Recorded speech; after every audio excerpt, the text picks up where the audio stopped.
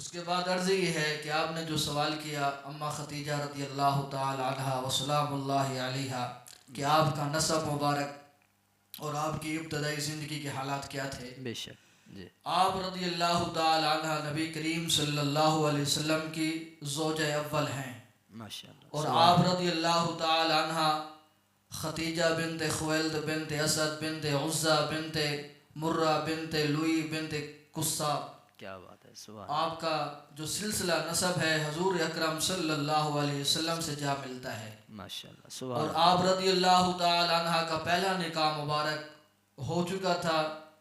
جی. جس شوہر کے ساتھ آپ کا نکاح ہوا تھا اس کا نام تھا نیاس بن زرارہ. اس میں سے 2 بیٹے تھے. جی. ایک کا نام حضرت ہند، دوسرے کا نام حضرت حالہ. اور یہ دونوں بعد میں نبی کریم صلی اللہ علیہ وسلم کے صحابی بن گئے تھے. سبحان اللہ. اور حضرت امام حسن حضرت امام حسین کے ماموں جان بن گئے. سبحان اللہ. بے پھر شک. آپ نے دوسرا نکاح کیا عتیق بن عایس مخزومی کے ساتھ. وہاں سے ایک لڑکی بیٹی پیدا ہوئی جس کا نام ہندا تھا.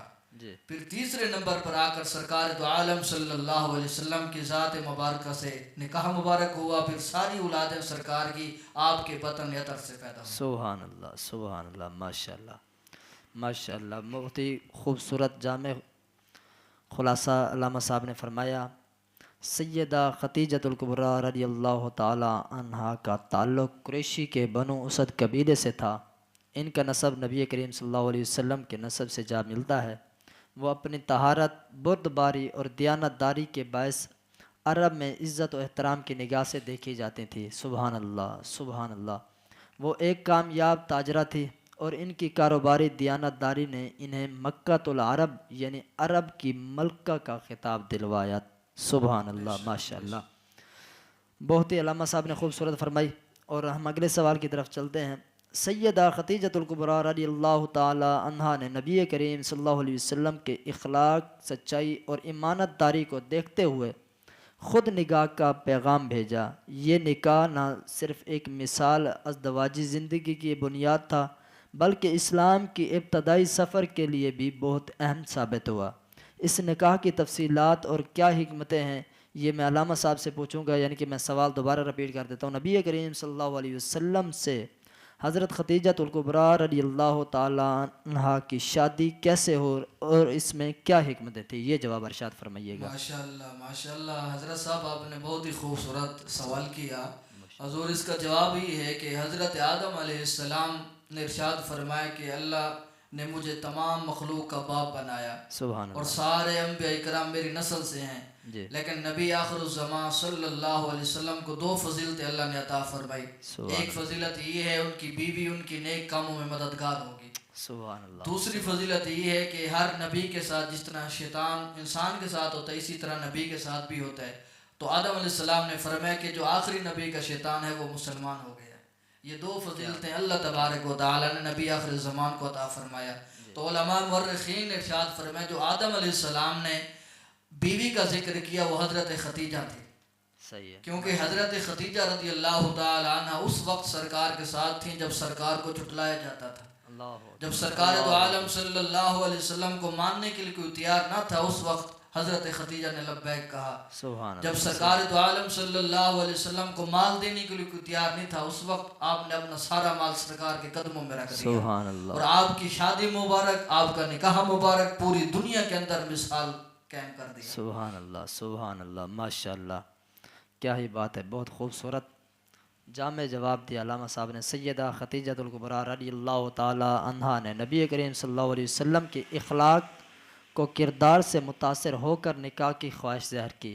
یہ نکاح اللہ کی خاص حکمتوں کے تحت ہوا جس میں محبت، وفاداری اور دین کی خدمت کے لیے ایک مضبوط رفاقت کا قیام تھا. سبحان اللہ. ماشاء اللہ. میں اگلے سوال کی طرف چلوں گا. اسلام کی ابتدا میں مشکلات اور آزمائشیں بے شمار تھیں. اس وقت سیدہ طیبہ طاہرہ خدیجۃ الکبریٰ رضی اللہ تعالی عنہا نبی کریم صلی اللہ علیہ وسلم کے لیے سب سے بڑا سہارا بنے. ان کی خدمات اور کردار کیا تھے یہ میں یعنی کہ سوال دوبارہ سے رپیٹ کر دیتا ہوں. بعثیت نبی کے بعد حضرت سیدہ طیبہ طاہرہ خدیجۃ الکبریٰ رضی اللہ تعالی عنہا نے اسلام کی سربلندی میں کیا کردار ادا کیا، یہ جواب ارشاد فرمائیے گا. ماشاءاللہ، یہ آپ نے بہت اچھا سوال فرمایا کہ اما خدیجہ رضی اللہ تعالیٰ عنہ آپ نے دین کے لیے کیا اقدام اٹھائے۔ جی بے شک. آپ رضی اللہ تعالیٰ عنہ کا سب سے زیادہ مال جو سرکار کے دین کو فائدہ دیا، اتنا کسی اور عورت کا مال دین کو فائدہ نہ دیا۔ صحیح ہے ماشاء سرکار دو اللہ. عالم صلی اللہ علیہ وسلم کے دین کے لیے سب سے پہلا جو ممبر بنایا گیا وہ حضرت خدیجہ کے مال سے بنایا گیا۔ سبحان اللہ. سرکار دو عالم صلی اللہ علیہ وسلم کے نکاح مبارک سے پہلے عرب کے جتنے بھی تاجر تھے، امیر زادے تھے، وہ چاہتے تھے کہ ہمارا نکاح حضرت خدیجہ سے ہو جائے۔ جی کئی مرتبہ لوگوں نے پیغام بھی بھیجا کہ یہ مالدار ہے، رئیسہ ہے، مکہ العرب کی ملکہ ہے، جی بے شک. تو ہمارا نکاح ان کے ساتھ ہو جائے، لیکن اما خدیجہ رضی اللہ تعالیٰ عنہ آپ نے سرکار کو قبول فرمایا۔ سبحان وجہ یہ بنی کہ آپ ایک مرتبہ سو رہی تھی، آپ نے خواب دیکھا۔ خواب کیا دیکھا کہ آپ کے گھر میں ایک چاند اتر آیا ہے جی اور اس کا نور پھیلتا ہوا پورے گھر میں پھیل گیا۔ سبحان پھر اس کا نور سارے گھروں میں پھیلتا گیا اور پورے علاقے کو چھا گیا وہ نور۔ سبحان تو اللہ. صبح جب آپ بیدار ہوئیں تو آپ نے یہ خواب اپنے حضرت ورقہ بن نوفل کو یہ خواب سنایا۔ چچا زاد بھائی کو. تو چچا زاد بھائی کو یہ خواب جب سنایا نا تو انہوں نے یہ تعبیر بتائی کہ آپ کا نکاح مبارک آمنہ کے لال سے ہونے والا ہے۔ سبحان اللہ سبحان اللہ سبحان اللہ سبحان اللہ. ماشاء اللہ. علامہ صاحب نے بہت ہی خوبصورت بات فرمائی. سیدہ طیبہ طاہرہ خدیجہ الکبریٰ رضی اللہ تعالی عنہا نے اپنی دولت اور وسائل اسلام کی تبلیغ کے لیے وقف کر دیے اور نبی کریم صلی اللہ علیہ وسلم کو ہر مشکل وقت میں سہارا دیا. وہ ہر آزمائش میں نبی کریم صلی اللہ علیہ وسلم کے ساتھ کھڑی رہیں. اسلام کی پہلی اور سب سے بڑی حامی ثابت ہوئیں. سبحان اللہ. کیونکہ یہ جو ورقہ بن نوفل والا واقعہ ہے اور نکاح کی تقریب والا واقعہ ہے، یہ انشاءاللہ پھر کسی ٹائم، کیونکہ وقت کو مد نظر رکھتے ہوئے تاکہ ہم وہ گفتگو عوام تک پہنچائیں کہ جو فی الوقت یہ سن کر سماعت کریں انشاءاللہ ثواب کی نیت سے، پھر بھی انشاءاللہ ان کا تذکرہ اگر ہم جتنا مرضی کر لیں ہم نہیں کر سکتے. ہماری زندگی ختم ہو سکتی ہے لیکن سیدہ کی شان ختم نہیں ہو سکتی. بے شک. سبحان اللہ سبحان اللہ.